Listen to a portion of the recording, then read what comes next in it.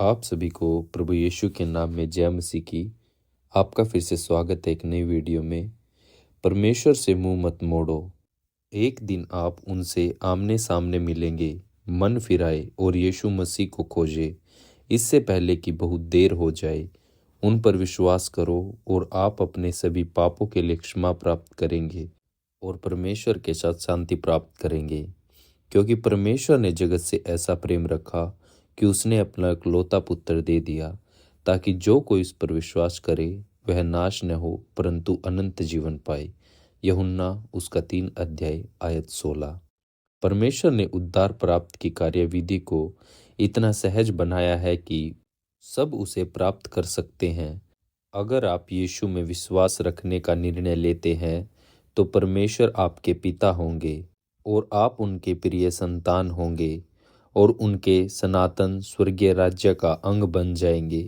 यीशु का बलिदान हमें परमेश्वर के पास वापस लाने का एकमात्र मार्ग था, क्योंकि पाप हमें उनसे अलग करता है। लेकिन यीशु मसीह हमारे पापों को अपने ऊपर लेने के लिए तैयार थे। उन्होंने हमारे दंड को अपने ऊपर ले लिया और वह क्रूस पर उसके लिए मर गए। हर कोई जो उन पर विश्वास करने का विकल्प चुनता है उस पर दंड की आज्ञा नहीं है। इसलिए वो बचाया जाता है और वो सच्चा मसीह बन जाता है। परमेश्वर फिर आपको यीशु के माध्यम से देखते हैं और उनके सामने आपका कोई भी पाप या अपराध नहीं है। यह हमसे प्रत्येक के लिए परमेश्वर की ओर से एक मुफ्त उपहार है। यह अद्भुत अनुग्रह है। दोषी लोगों को निर्दोष ठहराने के लिए एक बलिदान को दिया गया है, परंतु जितनों ने उसे ग्रहण किया उसने उन्हें परमेश्वर के संतान होने का अधिकार दिया, अर्थात उन्हें जो उसके नाम पर विश्वास रखते हैं।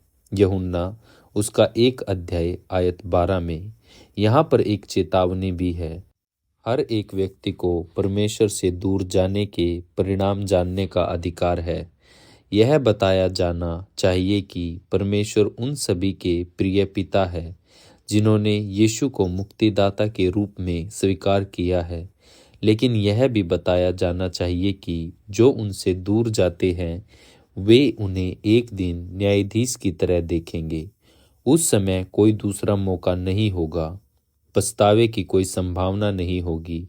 बाइबल के धर्म सिद्धांत में मृत्यु के पश्चात दो वैकल्पिक परिणाम के संबंध में कहा गया है: परमेश्वर का राज्य या पीड़ा अथवा आशाहीन स्थान। यीशु ने कहा, जो शरीर को घात करते हैं पर आत्मा को घात नहीं कर सकते, उनसे मत डरना, पर उसी से डरो जो आत्मा और शरीर दोनों को नरक में नाश कर सकता है। मत्ती उसका 10 अध्याय आयत 28 में।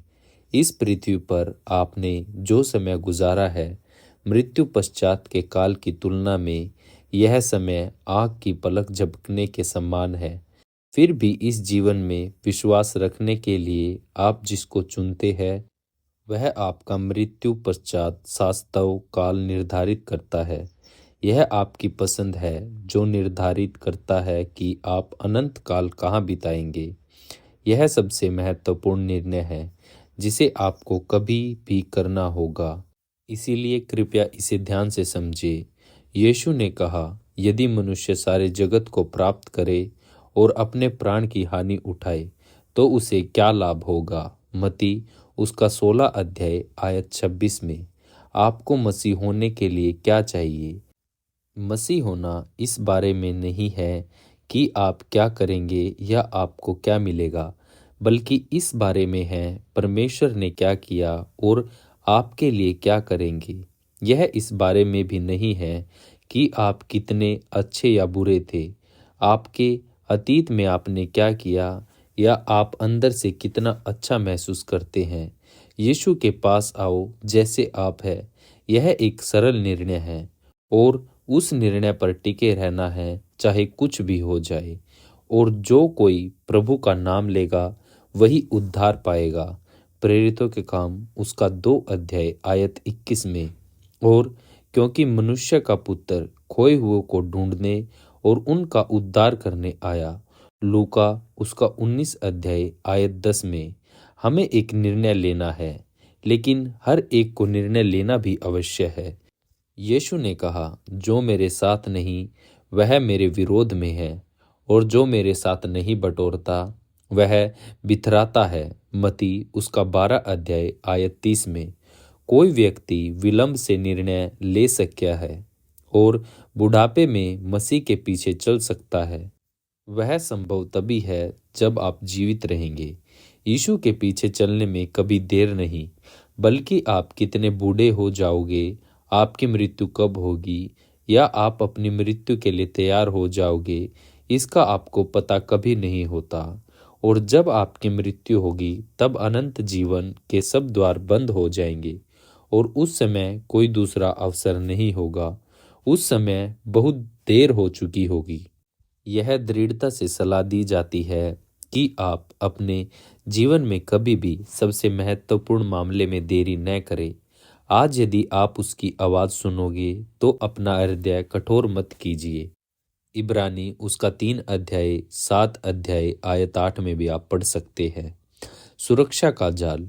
यीशु की ओर परिवर्तित होना उस व्यक्ति की तरह है जो जमीन से बहुत ऊंचाई पर एक रेखा पर चलता है और फिर नीचे एक सुरक्षा जाल बिछाने का निर्णय लेता है। उस जाल के बिना नीचे गिरना एक आपदा होगी।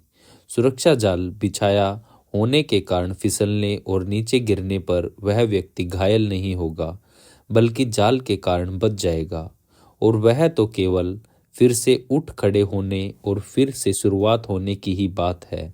यीशु वह सुरक्षा जाल है और उस जाल की शक्ति कोई भी तोड़ नहीं सकता। इस प्रकार अब उनके लिए जो यीशु मसीह में स्थिर है कोई दंड नहीं है। रोमियो उसका 8 अध्याय आयत 1 में। लेकिन जाल के बिना, यीशु के बिना, एक व्यक्ति का किया हुआ हर एक पाप और गलती की गिनती जिस दिन परमेश्वर सभी मानव जाति का न्याय करेंगे, उस ईश्वरीय निर्णय के दिन की जाएगी। बाइबल के अनुसार इसका परिणाम यह होगा कि आप परमेश्वर का प्रेम और उनके राज्य से सनातन रूप से अलग हो जाओगे। और मैं तुमसे कहता हूँ कि जो जो निकम्मी बातें मनुष्य कहेंगे, न्याय के दिन हर एक बात का लेखा देंगे। मत्ती उसका 12 अध्याय आयत 36 में।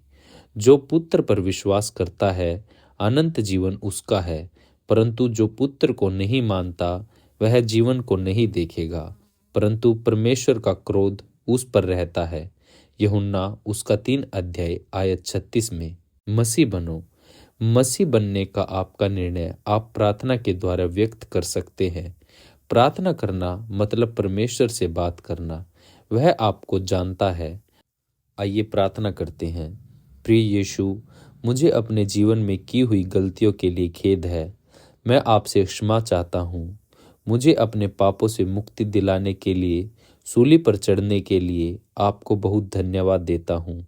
कृपा करके मेरे जीवन में आए और अपनी पवित्र आत्मा से मुझे भर दीजिए और मेरे साथ हमेशा रहिए। धन्यवाद प्रभु यीशु, आपके मधुर पवित्र नाम में मांगता हूँ, आमीन।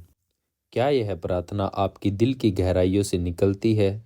अगर हाँ, तो हम आपको प्रार्थना करने के लिए निमंत्रित करते हैं और यीशु के वचनों के अनुसार वह आपके जीवन में आएंगे। मसीह होना, यीशु को उद्धारकर्ता मानना एक व्यक्ति को 100% सही ठहराता है। परमेश्वर को आपसे क्या चाहिए? यीशु के बलिदान के द्वारा उन्होंने अपने आप को ही एक मुफ्त उपहार के रूप में तुम्हें सौंपा है। लेकिन परमेश्वर की यह भी इच्छा है कि जो मसीह बन गया वह गलत से दूर होकर और ज़्यादा से ज़्यादा यीशु की तरह बनकर सुधार करते हुए प्रगति करके न्याय संगत और बचाए जाने वालों के उद्देश्य के लिए नहीं, क्योंकि आप उस चीज़ को खुद से प्राप्त नहीं कर सकते और एक मसीह के रूप में आपको पहले से ही यह एक मुफ्त उपहार के रूप में भेंट दे दिया जाता है। लेकिन क्योंकि आप परमेश्वर और यीशु के कृपा से बच गए हैं, जिन्होंने आपको उस समय बचाया था जब आप इसके लायक नहीं थे। बाइबल के अनुसार परमेश्वर के पास जाने का एकमात्र मार्ग केवल यीशु है और कोई मार्ग नहीं। आप एक अच्छा जीवन जी सकते हैं और कितने ही अच्छे काम कर सकते हैं, लेकिन वे आपको परमेश्वर के निकट नहीं लाएंगे। एक अच्छे और दयालु व्यक्ति होने के बावजूद भी आपके मन और हृदय में पाप रहेगा। आप अपने को सही ठहराने में सक्षम नहीं होंगे, या जब तक यीशु आपके पक्ष में ना हो तब तक आप परमेश्वर के साथ एक सच्चे रिश्ते में नहीं आ सकते।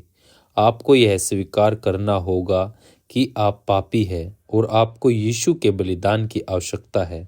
यीशु ने कहा, मार्ग, सत्य और जीवन मैं हूँ, बिना मेरे द्वारा कोई पिता के पास नहीं पहुँच सकता। यूहन्ना उसका 14 अध्याय आयत 6 में, इसलिए कि सब ने पाप किया और परमेश्वर की महिमा से रहित है, परंतु उसके अनुग्रह से उस छुटकारे के द्वारा जो मसीह यीशु में है सेंत में धर्मी ठहराए जाते हैं।